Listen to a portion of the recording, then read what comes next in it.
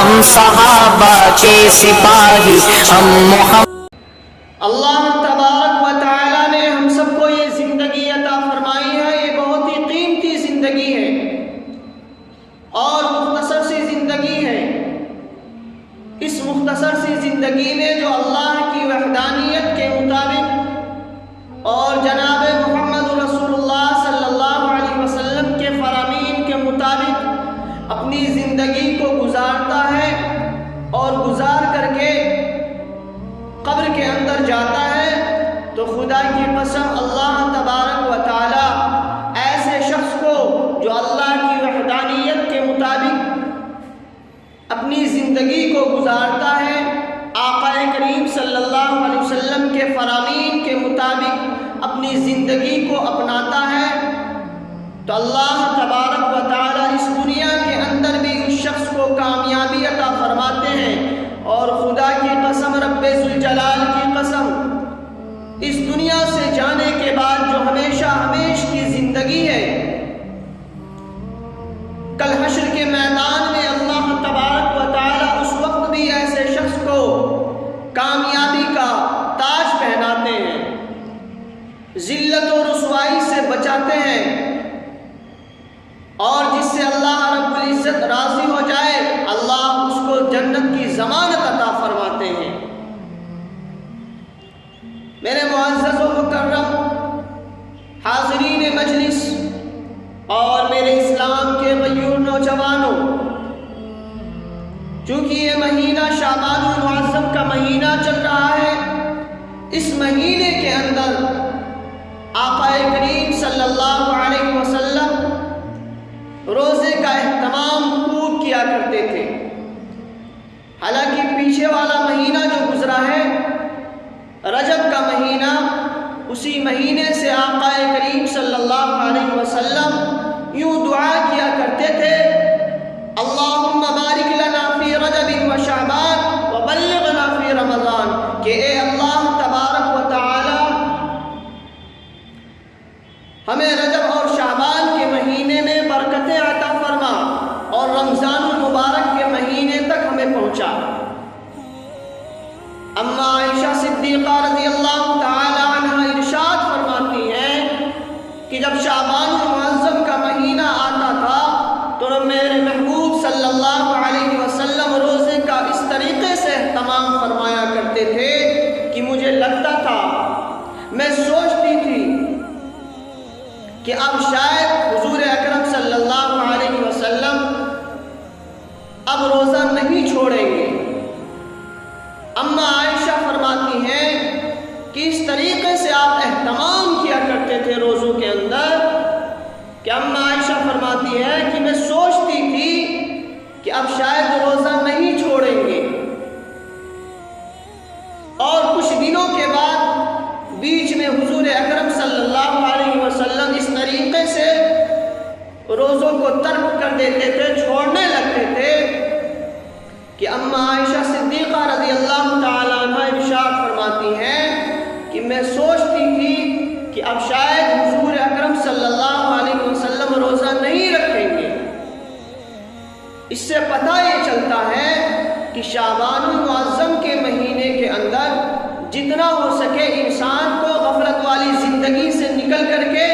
اور اعمال پہ کھڑا ہونا چاہیے، غفلت والی زندگی سے نکل کر کے اور نیکیوں کی طرف آنے کی کوشش کرنی چاہیے۔ اور اللہ رب العزت تو بہانے تلاش کرتا ہے، اللہ نے ایسے ایسے ایام اور ایسے ایسے وقت کو ہمارے لیے خاص کر کے منتخب فرما دیا تاکہ میرا بندہ گناہگار بندی سال و سال کی نافرمانی کے باوجود اس مہینے کے اندر بھی اور ان ایام کے اندر بھی اور ان راتوں کے اندر بھی اگر ایک آنسو کا قطرہ میرے سامنے ٹپکا دے تو رب ذوالجلال کے سامنے وہ آنسو کا قطرہ اس انسان کے لیے، اس انسان کے تمام زندگی کے گناہوں کے لیے کافی ہو سکتا ہے، بشرطے کہ للہیت کے ساتھ، خشیت الہی کے ساتھ، محبت کے ساتھ، اللہ کی خوشنودی کے ساتھ اگر ایک آنسو کا قطرہ گرا دیتا ہے انسان تو اللہ اس کو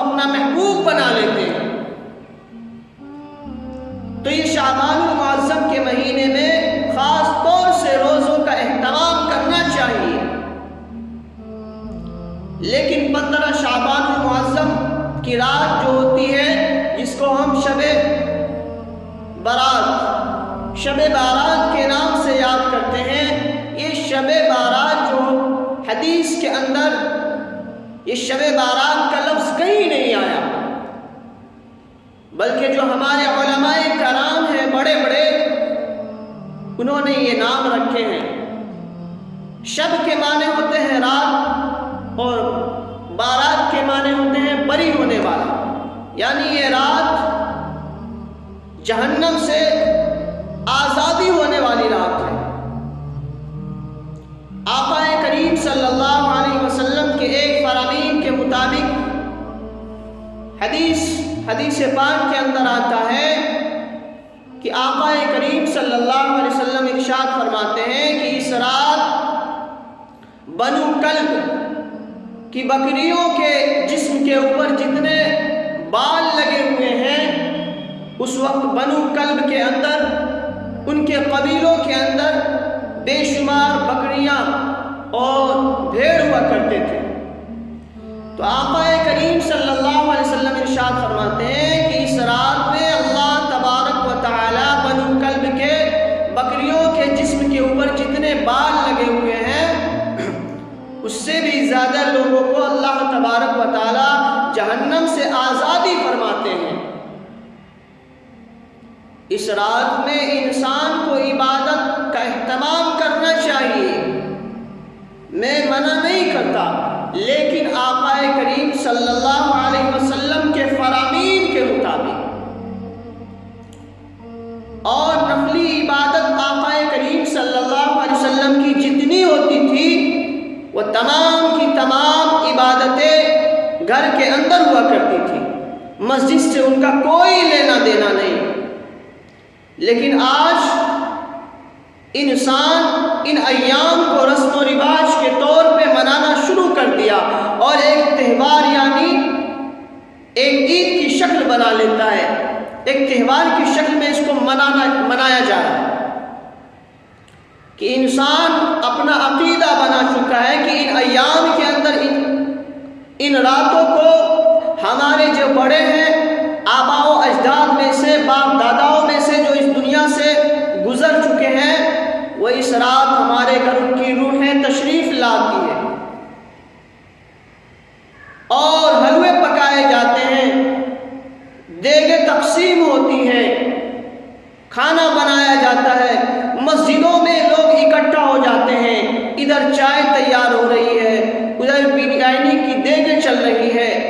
خدا کی قسم آقا کریم صلی اللہ علیہ وسلم کو 40 سال میں نبوت عطا فرمائی اللہ تبارک و تعالی نے، اور نبوت کے بعد سے 23 سال کی زندگی کے اندر آقا کریم صلی اللہ علیہ وسلم نے ان ایام کے اندر کبھی خاص طور سے صحابہ کرام رضوان اللہ تعالی علیہم اجمعین کو اکٹھا نہیں فرمایا، اور کہیں حکم نہیں دیا کہ صحابہ کرام سے کہ 15 شعبان المعظم کی رات میں ان ایام میں تم ایک جگہ مسجد کے اندر اکٹھا ہو اور حلقے بناؤ، کسی چیز کے لیے آمدہ کر کے، اور کسی چیز کو خاص نہیں کیا، یعنی کہ اس رات کی عبادت کوئی خاص عمل نہیں ہے، اس مہینے کی ان ایام کی فضیلت عطا فرمائی گئی ہے، لیکن عبادت کوئی مخصوص نہیں ہے۔ آج کل لوگ اپنے اپنے سے بنا کر کے نہ جانے کون کون سے اعمال کو پیش کرتے ہیں کہ اتنی رکعتیں نماز پڑھو، یہ سورہ پڑھو، یہ سورہ پڑھو، اس سے یہ ہوتا ہے، اس سے یہ ہوتا ہے، اس سے دین کے اندر زیادتی ہوتی ہے، اور دین کے اندر نئی شریعت، نئی چیزوں کو اگر کوئی داخل کرتا ہے تو ایسے شخص کو فاسق کہا گیا ہے۔ آقا کریم صلی اللہ علیہ وسلم سے بے شمار محبت کیا کرتے تھے صحابہ کرام رضوان اللہ تعالی علیہم اجمعین۔ اگر ان ایام کے اندر کوئی عبادت خاص ہوتی، مخصوص ہوتی، تو سب سے پہلے صحابہ کرام رضوان اللہ تعالی علیہم اجمعین اپناتے، اور وہ بھی ان چیزوں کو مناتے ایک جگہ اکٹھا کر کے، میں آپ کو عبادت سے منع نہیں کرتا، ہرگز نہیں کرتا۔ آپ عبادت کریں، رات کو جاگیں، صبح کا روزہ رکھیں، لیکن عزیزان ملت اسلامیہ، جو مزہ عبادت کرنے میں، نفلی عبادت گھر میں مزہ آتا ہے، وہ مسجد میں نہیں آتا۔ آپ مسجد کے اندر جائیں گے، لوگ ایک جگہ اکٹھے ہوں گے، تھوڑی بہت عبادت کر بھی لیں گے، پھر اس کے بعد سے وہی گپ شپ لگائیں گے، چائے بنے گی، کوئی وہاں سو رہا ہے، کوئی وہاں سو رہا ہے۔ نہیں، بجائے دین پہ عمل کرنے کے، نیکی کرنے کی نیت سے انسان جائے اور نیکی کرنے کے بجائے آپ گناہ کر کے آ جائیں گے۔ اور آقا کریم صلی اللہ علیہ وسلم اپنی پوری زندگی کے اندر سنت بھی اپنے گھر میں پڑھا کرتے تھے اور فرض نماز مسجد میں جا کر کے ادا کیا کرتے تھے، تاکہ مسجد بھی نماز سے آباد رہے اور ہمارا گھر بھی نماز سے آباد رہے۔ لیکن آج مسلمان گھروں کو قبرستان بنا چکا ہے۔ تو نفلی عبادت میں مزہ بھی، اور آقا کریم صلی اللہ علیہ وسلم کی سیرت سے یہ چیز بھی ملتی ہے کہ نفلی عبادت جتنی بھی ہوتی ہے وہ گھر کے لیے، اور گھر میں تنہائی میں اللہ سے مانگیں گے تو آپ کا دل اللہ کی طرف لپک کے جائے گا، اللہ تبارک و تعالیٰ سے لو لگائے گا، ڈائریکٹ کنیکشن بنائے گا۔ اور مجمع کے اندر اکٹھا کر کے لوگوں کو بلایا جائے تو اس عبادت میں مزہ نہیں آتا، عبادت کے بجائے انسان گناہوں کی طرف جانے لگتا ہے۔ بیٹھ کے کوئی موبائل چلا رہا ہے، کوئی چائے پی رہا ہے، کوئی گیم کھیل رہا ہے، یہ تماشے بن جاتے ہیں۔ اور ان ایام کے اندر لوگ ایسا عقیدہ بنا لیتے ہیں کہ ان ایام میں ہمارے باپ داداؤں کی روحیں گھر واپس آتی ہیں، کھانے چڑھائے جاتے ہیں۔ یہ تمام کی تمام عقیدہ جو ہے یہ فاسق و فجار ہے۔ اس طرح کا کوئی انسان اگر عقیدہ بناتا ہے تو اس عقیدے کا دین سے کوئی لینا دینا نہیں۔ تو عبادت اس رات میں کوئی خاص نہیں ہے، عبادت کوئی خاص نہیں ہے، فضیلت ہے۔ اگر آپ اللہ کی رحمت سے امید رکھتے ہوئے اور نفلی عبادت آپ اپنے گھروں میں کریں گے تو امید ہے اللہ کی ذات سے کہ اللہ تبارک و تعالی عام دنوں سے اس دن آپ کے ثواب میں اضافہ فرمائیں گے۔ اور نفلی عبادت آقا کریم صلی اللہ علیہ وسلم کی وہی ہوا کرتی تھی جو عام طور پہ وہی تہجد کی 12 رکعتیں۔ آقا کریم صلی اللہ علیہ وسلم کچھ عبادت کر لیا کرتے تھے، کچھ اللہ تبارک و تعالیٰ سے دعائیں کر لیا کرتے تھے، سو جاتے تھے، پھر رات کے آخری حصے میں اٹھتے تھے اور وہی تہجد کی نماز پڑھ لیا کرتے تھے۔ رات کو جاگنے کا مطلب یہ نہیں ہے کہ پوری رات انسان جاگ کر کے اور اپنے آپ کو، اپنے بدن کو، اپنے جسم کو تکلیف پہنچائے، یہ چیز نہیں ہے۔ رات کو جاگنے کا مطلب یہ ہے کہ رات کو کچھ دیر عبادت کر لے، 1.5 گھنٹہ 2 گھنٹہ عبادت کر لے، دعا کر لے، استغفار کر لے اللہ تبارک و تعالیٰ سے، سو جائے، آرام فرما لے، اس کے بعد پھر آخری حصے میں اٹھ جائے، تہجد کی نماز ادا کر لے، اللہ سے دعائیں کر لے، یہ کافی ہے۔ اگلے دن کا روزہ رکھ لے،